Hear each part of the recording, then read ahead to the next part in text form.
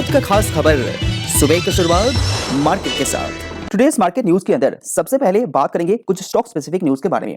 उसके बाद डिस्कस करेंगे ब्रोकरेज फर्म के टारगेट्स के बारे में, यानी कि कौन कौन सा शेयर के ऊपर ब्रोकरेज फर्म यहाँ पे बाय की सलाह दे रहा है। नेक्स्ट में बात करेंगे एफआईएस एंड डीआईएस का क्या क्या एक्शन रहा है, अपकमिंग Q3 रिजल्ट कौन कौन सा आने वाला है, और मार्केट मूड इंडेक्स के बारे में भी हम लोग मार्केट न्यूज के अंदर मैं 10 शेयर के बारे में बात करूंगा। तो जान लेते हैं सबसे पहले नाम, Relaxo footwear, Bandhan bank, Yes Bank, Reliance industry, Indian market outlook, ICICI bank, Axis bank, Reliance and UltraTech cement. तो number 1 Relaxo footwear. Relaxo footwear का शेयर प्राइस आप लोगों ने देखे होंगे कि ये ऑलमोस्ट 52 वीक्स लो पे चल रहा है। तो ऐसा क्या हुआ? तो इसके पीछे मेनली 5 कारण है। नंबर 1, रिलैक्सो फुटवेयर का जो प्रोडक्ट है यानी कि चप्पल, वो पहले 1000 रुपीज का नीचे जो प्रोडक्ट है उसमें 5% टैक्स भरना पड़ता था। गवर्नमेंट इसको बढ़ा के 12% कर दिए थे। तो जितना भी ऑर्गेनाइज प्लेयर है उसको प्रॉब्लम फेस करना पड़ रहा है जो 1000 रुपीज का नीचे का प्रोडक्ट बेचता है। तो रिलैक्सो फुटवेयर का जो प्रोडक्ट है वो 80%, ऑलमोस्ट 80% प्रोडक्ट अंडर 1000 है। तो इसीलिए कंपनी का अच्छा खासा पैसा एज अ टैक्स यहाँ पे पे आउट करना पड़ रहा है। तो उसका इफेक्ट कंपनी को भुगतना पड़ रहा है जो शेयर प्राइस के ऊपर रिफ्लेक्ट हो रहा है। उसके बाद रॉ मटेरियल्स का जो प्राइस है वो सडनली इंक्रीज हो गया था कोविड के बाद, यानी कि जो प्रोडक्ट कंपनी को 180 160 में मिल रहा था वो सडनली 300 में चला गया था। और रिलैक्सो फुटवेयर एक बड़ा प्लेयर होने के कारण कंपनी को 6 महीने का रॉ मटेरियल्स हमेशा स्टॉक में रखना पड़ता है, इसीलिए कंपनी को वो खरीदना पड़ा था। इसीलिए जो 300 में खरीदा उसका भी इफेक्ट कंपनी को बाद में भुगतना पड़ा है। तीसरा जो कारण है वो है प्राइस हाइक। आपने देखे होंगे कि रिलैक्सो फुटवेयर अपने प्रोडक्ट का प्राइस यहाँ पे इंक्रीज कर दिया था क्योंकि कंपनी को जो रॉ मटेरियल्स खरीद रहा था वो हाई प्राइस में खरीद रहा था। तो उसके कारण कंपनी को प्राइस भी इंक्रीज करना पड़ा जिसका इफेक्ट मार्केट के अंदर कंपनी को फेस करना पड़ा। इसीलिए कंपनी का रेवेन्यू के अंदर भी प्रेशर आप लोगों ने देखे होंगे। उसके बाद जो नेक्स्ट कारण है वो है कंपटीशन। मार्केट के अंदर इतना ज्यादा कंपटीशन है फुटवेयर सेगमेंट के अंदर, स्पेशली अनऑर्गेनाइज्ड सेक्टर को कोई भी टैक्स यहाँ पे नहीं देना पड़ता है, लेकिन Relaxo footwear as a organized player इसका जितना भी टैक्स होता है वो देना ही पड़ता है। इसीलिए मार्केट के अंदर अनऑर्गेनाइज्ड सेक्टर के साथ साथ नए प्लेयर के साथ भी कंपटीशन है, जैसा कि कैंपस जैसे प्लेयर मार्केट में बहुत अच्छा काम कर रहे हैं। तो इसी वजह से नए प्लेयर के साथ अनऑर्गेनाइज्ड प्लेयर के साथ भी रिलैक्सो फुटवेयर को कम्पीट यहाँ पे करना पड़ रहा है।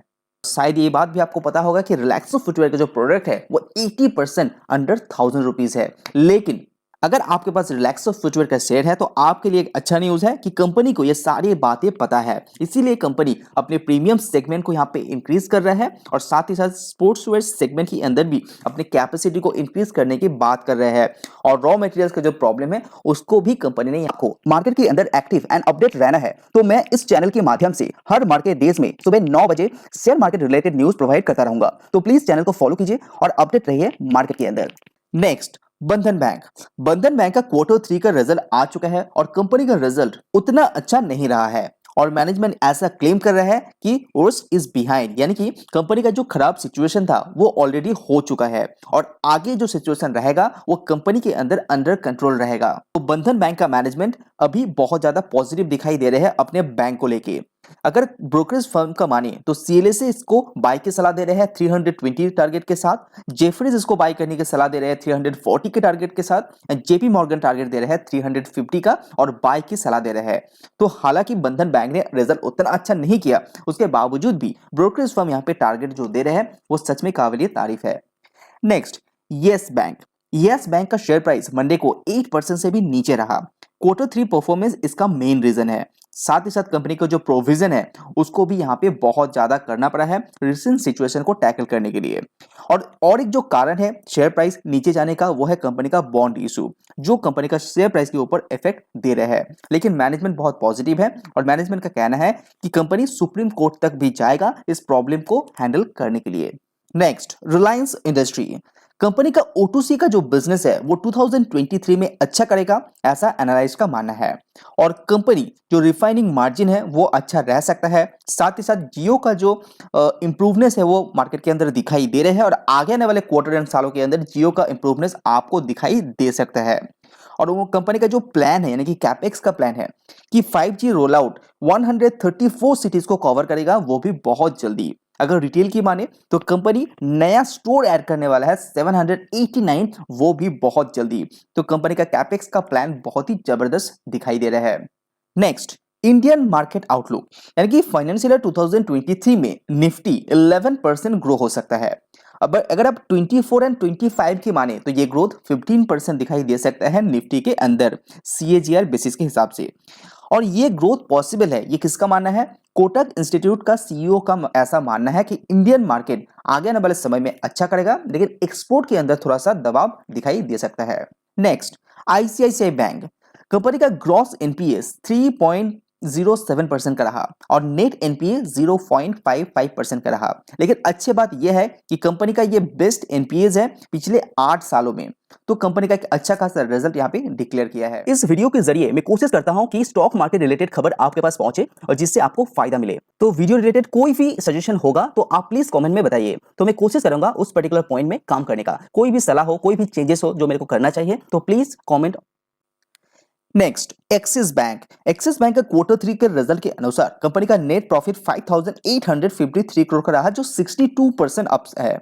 ग्रॉस NPA 19,961 का रहा, जो 2.38% का है। नेट NPA 0.47% का है, जो कंपनी का NPA यहाँ पे इंप्रूवनेस दिखाया है क्वार्टर टू क्वार्टर वाइज। अगर कंपनी का प्रोविजन देखें तो ये रहा 1,437 करोड़ का। Next, Reliance industry. Reliance industry के ऊपर कुछ ब्रोकरेज फर्म यहाँ पे पॉजिटिव आउटलुक दिखाई दे रहा है, इसके बावजूद भी कंपनी का इतना रिजल्ट अच्छा नहीं रहा। तो JP मॉर्गन का कहना है कि रिलायंस इंडस्ट्री आगे आने वाले एक साल के अंदर 2950 तक जाएगा, जो ऑलमोस्ट 20% अपसाइड है। नमूरा 2850 का टारगेट दे रहा है, जेफरीज 3110 का टारगेट दे रहा है और JP मॉर्गन 3015 का टारगेट दे रहा है।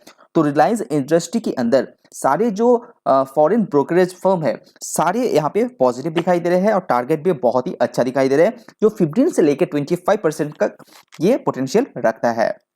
Next, UltraTech cement.